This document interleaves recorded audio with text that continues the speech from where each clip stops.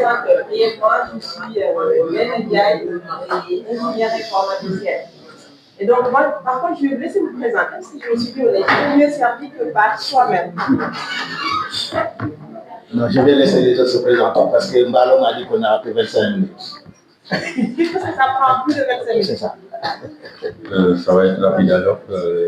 Bonsoir à tous, je m'appelle Boubacar Thioy et moi je vais me présenter. Je suis de Nantes et diplômé en histoire et valorisation du patrimoine et un master en expertise des institutions culturelles. Donc je suis chargé de communication à Nantes. Et ma casquette culturelle, je suis en agent du ministère de la Culture du Sénégal. Donc voilà, j'ai une association à Nantes qui travaille sur les questions du multiculturalisme et interculturalité. Et je travaille beaucoup aussi avec Mariama sur le salon des entrepreneurs d'Afrique et de la diaspora Africa. Et voilà, je suis dans la culture depuis 2008. Donc je connais que la culture. Merci. Non, plus sérieusement, je suis Bakary Goudjabi et je suis le président du collectif des Sénégalais de la diaspora. Je suis journaliste, écrivain, formateur. Voilà. Donc, on va. Je me rappelle une fois, il y a assez longtemps, quelqu'un m'avait dit qu'il était assez frustré parce qu'on avait reçu un président français qui avait dit que l'homme africain n'est pas rentré dans l'histoire. Et donc, je me suis dit, est-ce que vous avez des contre-arguments? Qu'est-ce que vous pouvez dire pour diminuer la frustration de cette personne? Je ne sais pas qui a dit.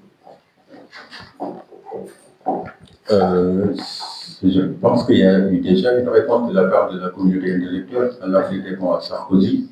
Donc, qui a dit cette question dans quel contexte? Sarkozy, sérieusement, je n'ai pas envie de lui répondre. Actuellement, donc voilà, on n'est pas assez entré dans l'histoire. C'était à lui d'aller voir un peu l'évolution de l'histoire africaine depuis l'Égypte pharaonique, en quoi l'histoire africaine a impacté le monde. D'où déjà la thématique de ce panel-là sur le soft power. Donc, c'est quoi le soft power? Je pense que ce serait plus important d'aller direct sur ce sujet-là que de vouloir répondre à Sarkozy. Je ne sais pas. Ceci dit, je rebondis encore. Pour avoir fait quand même pas mal de pays, même aux États-Unis, j'ai été dans des musées, et en dehors du Moyen-Orient, de l'Égypte, je me suis dit, je ne vois pas un tableau, par exemple, peint par quelqu'un de l'Afrique noire, je ne vois pas, et même moi j'ai ressenti cette frustration. Donc je me suis dit, comment vous pouvez me consoler de cette frustration? Même au Sénégal, on n'a pas, ça, c'est de musée. Te consoler à ce niveau-là, c'est possible. Ou si on a un musée, ça va être un musée de cette taille-là. Donc. Alors, s'il y a des musées au Sénégal, parce que si on remonte un peu l'histoire politique de la culture du Sénégal avec Senghor, il y a eu un musée dynamique en 1966, durant le Festival mondial des arts nègres.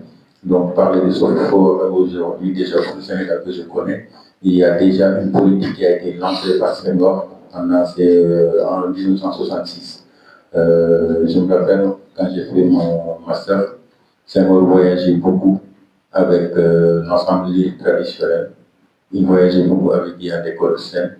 Donc ça, c'est une manière aussi d'influencer en fait la culture sénégalaise avec le reste du monde. Aujourd'hui, il y a le musée des civilisations noires, il y a l'IFAN, il y a aussi des musées privés au Sénégal. Donc, sur ce côté-là, je pense que l'État du Sénégal continue de faire beaucoup d'efforts. Au niveau international, ça c'est une autre dynamique. Il faudra une politique de soft power, comme la thématique, pour que les arts sénégalais puissent être vulgarisés. Je pense que par exemple, on exporte ailleurs. Voilà, après, je pense que c'est les représentants de l'État consulaire pour nous dire est-ce qu'il y a aujourd'hui un chargé d'action culturelle au consulat qui puisse porter cette politique culturelle-là pour que la culture sénégalaise puisse connaître. M. Sylvie l'a déjà dit tout à l'heure, quand il parlait de maison de la culture, ça ce serait l'idéal. Donc, on pourrait avoir ici les prochaines années quelle politique l'État pourrait mettre en place. Mais je te réponds, il y a une politique culturelle sénégalaise aspirant avec la Biennale aussi de Dakar. Ok, est-ce que vous pouvez garder le micro, j'en profite, je passerai après à l'autre. Dans vos activités culturelles, est-ce que vous pouvez parler de vos activités culturelles? Parce que je pense que vous faites la nuit de la Teranga. Et aussi, quel impact ces activités pourraient avoir, quel impact positif pourrait avoir pour le Sénégal, par exemple? Les retombées, est-ce qu'il y a des retombées pour le Sénégal? Bien sûr qu'il y a des retombées parce que la nuit de la Teranga, à Nantes, on avait 3 éditions. Et ce n'est pas un festival folklorique, c'est un festival qui permet de travailler sur la mobilité artistique. Donc, pour la première édition, on avait travaillé sur la parenté à plaisanterie au Sénégal. C'était une manière pour nous de montrer à la ville de Nantes que la parenté à plaisanterie, c'est un modèle de vivre ensemble. Ça permet de cultiver la paix sociale entre les ethnies. Donc, pour la deuxième édition, c'était sur les cultures bretonnes et lébou. On avait fait quelques recherches. En fait, c'est deux groupes ethniques qui ont la mer en commun. Donc, un imaginaire, une culture immatérielle derrière. Donc, ça permettait de faire travailler des artistes sénégalais qui vivent en Nantes avec des artistes bretons. Ils ont travaillé sur le répertoire musical des lébou et des bretons. C'est vraiment comment développer le vivre ensemble, l'interculturalité. La troisième édition, c'était sur le bâtissé. On a eu 2 artistes sénégalais, 2 artistes nantais qui sont allés en vacances comme ça au Sénégal. Ils ont vu le pain tissé à Colobane, comment ça se faisait. Donc, ils se sont mis à apprendre et aujourd'hui ils ont leur atelier à Nantes. Et dans la résidence, on a fait venir une styliste du Sénégal qui a fait une résidence avec eux pour travailler sur une restitution, un défilé de mode sur le pain tissé mangeable à Nantes. Donc, nous, on travaille un peu sur cette question-là, nous sommes forts. Merci.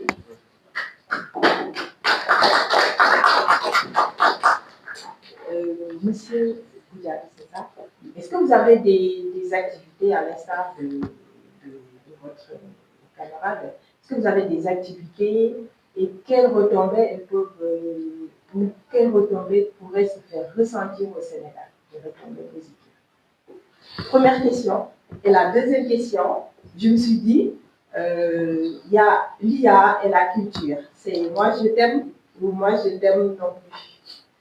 Quels sont les défis de la culture par rapport à l'IA?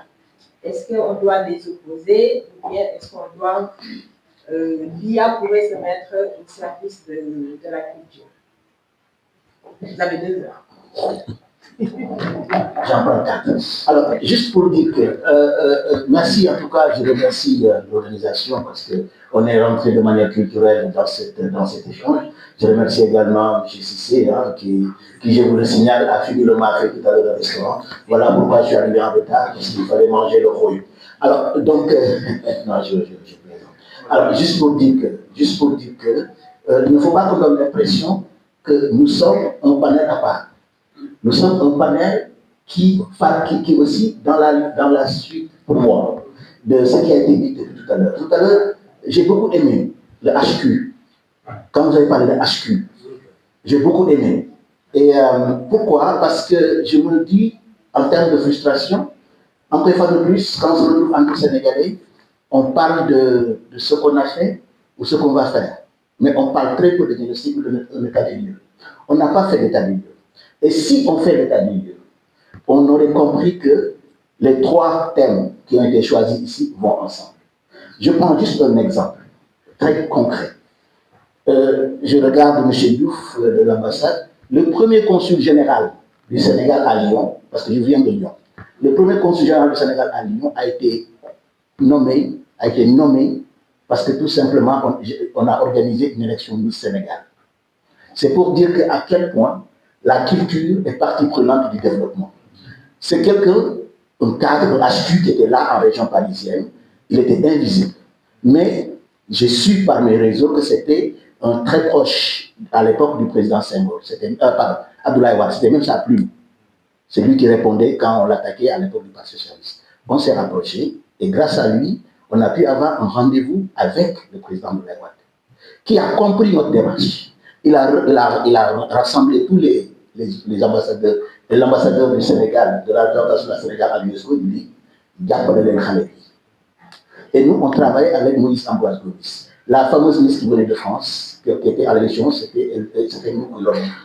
Et parce qu'on a été reçu au palais à la fin de l'élection du Sénégal, que le président il se retourne vers son ami qui l'a retrouvé, il lui dit, Diou, mais qu'est-ce que tu fais? Il lui dit, je suis en France, patron, j'essaie d'accompagner ce Sénégal. Et qu'est-ce que tu veux? Il lui dit, je veux servir le Sénégal partout où je pourrais le faire. Et il me dit, tu veux quoi? Le président a été très pragmatique. Il dit, tu veux quoi? Il lui dit, si je peux avoir un poste consulaire en Scandinavie. Le président Ouad qui le regarde, qui dit, mais pourquoi Scandinavie? Tu as l'air bien avec Goudiaby, vous faites autre chose. Est-ce que je vais ouvrir un consulat à Lyon? Est-ce que ça te dit d'aller à Lyon? Voilà comment il est à Lyon. C'est pour dire qu'on peut partir de la culture. Comme tu le disais tout à l'heure, tu parles de la culture. On n'a pas de musée fermé, mais on a des musées ouverts au Sénégal. Parce qu'on circule dans Dakar, c'est des musées à ciel ouvert. Mais aussi on a des artistes. C'est peut-être que tu es allé dans pas les bonnes villes américaines, mais il y a une ville américaine où l'aéroport, on a une grande fresque, c'est signé Jacob Yacouba, qui est le mari de Marie-Madeleine Diallo. Et donc aussi, on va, un soir, je rate mon train, parce que je rate mon train à la correspondance algérienne. Qu'est-ce qui se passe? On dit, vous allez faire votre train, je cherche un hôtel, je tombe sur une place, et il y a une grande sculpture de Ousmane Soroucha. Et donc, j'ai passé ma nuit là-bas, en fait. Du coup, je parlais à l'hôtel, il faisait bon. C'est pour dire que, excuse-moi, elle est là, mais c'est pour dire que la culture, elle est au début et à la fin de tout. Il est où, celui qui a fait l'animation tout à l'heure? Non, pas. Hein? Biaï. S'il te plaît, Biaï, une fois élu, n'enlève pas les bourses d'excellence. Parce que moi, j'étais un récipiendaire des bourses d'excellence. N'enlève pas les bourses d'excellence. Il faut les repenser. Pourquoi? Je vais faire comme notre frère là qui a raconté sa petite. Parce que pourquoi? J'étais bénéficiaire des bourses d'excellence dans les années 80. On a été ici. Donc on a eu la chance à l'époque en tant que boursier. On était à bord de l'avion présidentiel qui nous ramenait. Le premier voyage, le premier retour qu'on faisait, à un moment donné, en plein ciel, on nous dit qu'on a une petite surprise. Qui? C'était le président de la République, Abdou Diouf, qui était là devant nous. Et il était installé comme là, voilà, nous on était là, il était là, on échangeait. Il nous dit, en tant que président du Sénégal, je n'ai jamais été autant fier que quand j'étais en Malaisie. Alors que nous, en Malaisie, on connaissait que Sandokan. Le tigre de la Malaisie, Sandokan. Il dit, mais pourquoi, monsieur le président? Il dit, j'étais en Malaisie où je pensais qu'il n'y avait personne. Mais à un moment donné, dans le cortège, j'entendais Abouyoya Noudoy. J'ai demandé à ce qu'on arrête le cortège. Pourquoi? Parce que ça me rapproche de mon Sénégal. Il y avait 5 Sénégalais qui étaient là-bas, il y avait un seau, il tapait dessus. Et il les a reçus le soir à la résidence de l'ambassade du Sénégal en Malaisie. C'est pour montrer à quel point elle est là. La culture, et comme le disait le président Senghor, on le veut ou non, elle est au début et à la fin de tout processus. Je suis très fier de voir mes amis, mes frères et confrères. Parce qu'en 2006, et j'en finirai là, en 2006, le président Abdoulaye Wade, parce qu'il a été un attachement singulier avec la ville de Lyon. Parce que sa femme est de Grenoble. Et donc aussi, quand il était maître Abdoulaye Wade, je faisais partie des gens qui l'invitaient souvent à Lyon dans le cadre collectif. Et un jour, il me dit des choses, plein de choses. Et c'est comme pour ça, le club de solidarité numérique, le fonds de solidarité numérique du Sénégal est né à Lyon. Il est né à Lyon parce qu'on a fait une levée de fonds. Et après, il me demande, il me dit, mais qu'est-ce qu'on peut faire maintenant? Qu'est-ce que tu peux faire maintenant pour la presse sénégalaise? Il dit, je veux que cette presse sénégalaise soit modernisée. Eh bien, le week-end du 3 au 7 juin 2006, avec des jeunes ingénieurs de l'INSA à Lyon, après que j'ai organisé un conseil de Manuel Bango, j'ai payé à chacun un billet, j'ai dit, on va aller moderniser la presse sénégalaise. On était venu avec mon téléphone portable, je disais à mes collègues, désormais on peut faire un méga de téléphone, on se moquait de nous. Et la Sénélec nous avait prêté son centre de développement et de recherche de Cap des Biches, et c'est là où on a fait la formation. Et je suis très content aujourd'hui de savoir que la presse sénégalaise est accessible partout. Donc la culture est au début de tout processus. L'IA, il faut l'utiliser. Parce que nous, quand on commençait la radio, on était des rebelles, on était des clandestins. parce qu'on pensait que la radio, c'était ce qu'on connaît les SW. Et donc, quand on se cachait, il y avait toujours un guetteur pour dire, les gars, il y a la police qui arrive, et on coupait les antennes qui vont partir. Et aujourd'hui, la FM, c'est examen partout. Et je suis même presque sûr qu'en l'homme l'homme de l'âge de la pierre polie évolue toujours l'homme de la pierre taillée, il lui a dit que tu me volais mon business, il a eu peur. Ça dit, on a raison d'avoir peur de la nouveauté. Mais si on utilise l'IA avec intelligence, il ne faut jamais par contre laisser la machine prendre le pouvoir. Mais il faudrait qu'aujourd'hui, on doit travailler, même culturellement, avec bien sûr l'intelligence artificielle et ça peut nous aider. Je dis toujours, il faut que ce soit toujours l'homme qui appuie sur le bouton. Je pense qu'il a tout dit, hein. La question sur l'IA, moi je me souviens juste d'une phrase que Aziz Niang disait, laissez la technologie avancer, la culture va suivre. Donc notre rapport à la technologie, ce sera toujours ça. Ça va nous permettre de gagner des moyens, on va perdre aussi certaines habitudes. Dans le domaine de la culture, je pense que là où il faudra juste être vigilant, c'est que la culture est du domaine de l'émotion. Donc l'IA est une machine qui va réfléchir à notre place, mais est-ce qu'il va arriver à transmettre toute cette émotion que la culture est capable de donner? C'est juste ça à réfléchir. Merci.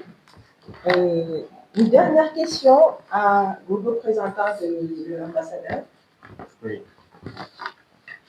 Est-ce qu'on peut se dire que demain, si on va dans un musée à l'international, on trouverait un tableau, une sculpture, un ou deux ou trois, dans plusieurs villes, peint par exemple par un Sénégalais?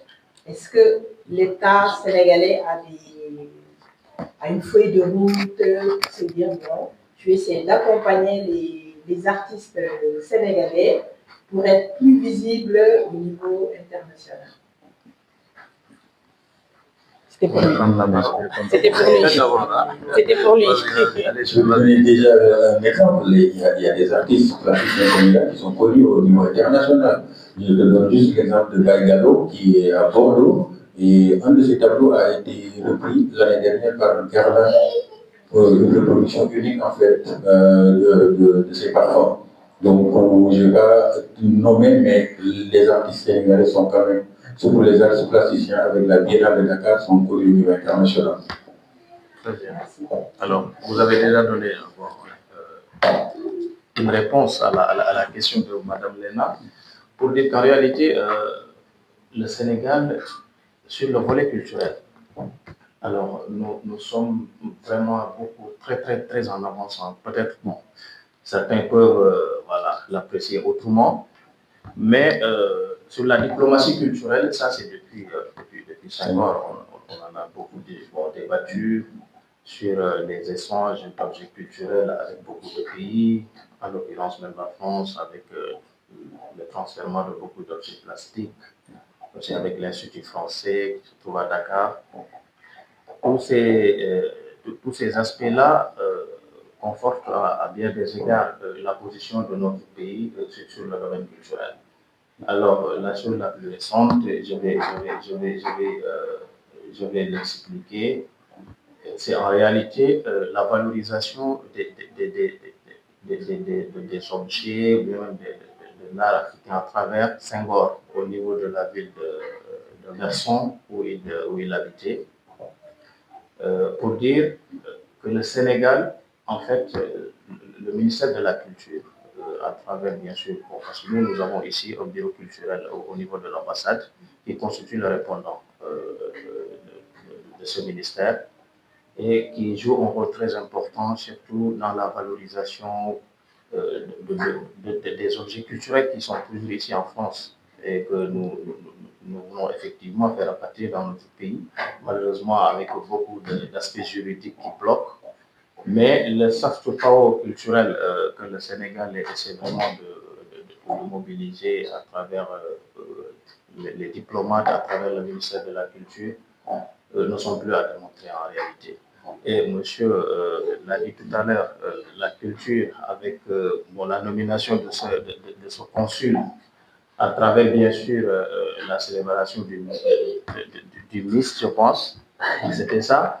Alors, tout ça préfigure qu'en réalité, la culture sénégalaise est connue partout. Et puis l'art plastique aussi. Bon, si je ne me trompe pas, dans beaucoup de pays, nous avons des artistes plasticiens qui sont très connus et qui font un excellent travail. L'idéal serait peut-être pour nous, pour le gouvernement sénégalais, de les accompagner au mieux pour effectivement leur permettre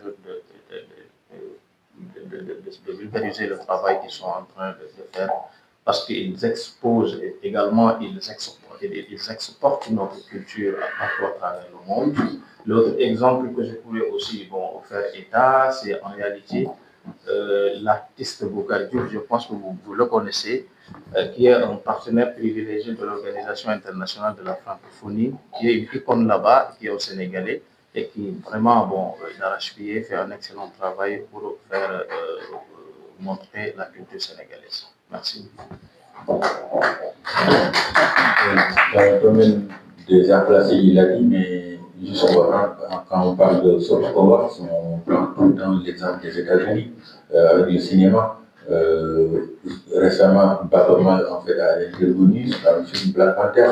Avec savoir, ça c'est un exemple carrément de valorisation de notre soft power sénégalais. Toujours dans le cadre culturel qui devient aujourd'hui soft power en bon francophone, c'est pour dire qu'à Lyon, il y a ce qu'on appelle la caravane des cinémas d'Afrique. Et le premier invité a été Sembène Ousmane. Je venais juste de commencer ma carrière de journaliste et j'étais trop fier de l'avoir invité, enfin de l'avoir interviewé plutôt. Et c'est de dire que, et aussi en termes de musée, j'ai écrit 2 livres. Le second est un recueil de poésie que j'ai dédié à Khalam. Parce qu'à Lyon, il y a ce qu'on appelle le carrefour des cultures africaines. Et ils ont un musée, et dans un musée, dans une verrière, je vois un Khalam qui est déposé. Et justement, j'ai dit ma frustration, combien je préférais voir ce Khalam sous les genoux de Guéwenbaï que dans cette verrerie. Donc, mais quand même, ça représente aussi, comme il disait tout à l'heure, le soft power, cette puissance culturelle silencieuse sénégalaise qui fait que quand, par exemple, un président il voyage, donc le président il voyage ici pour un sommet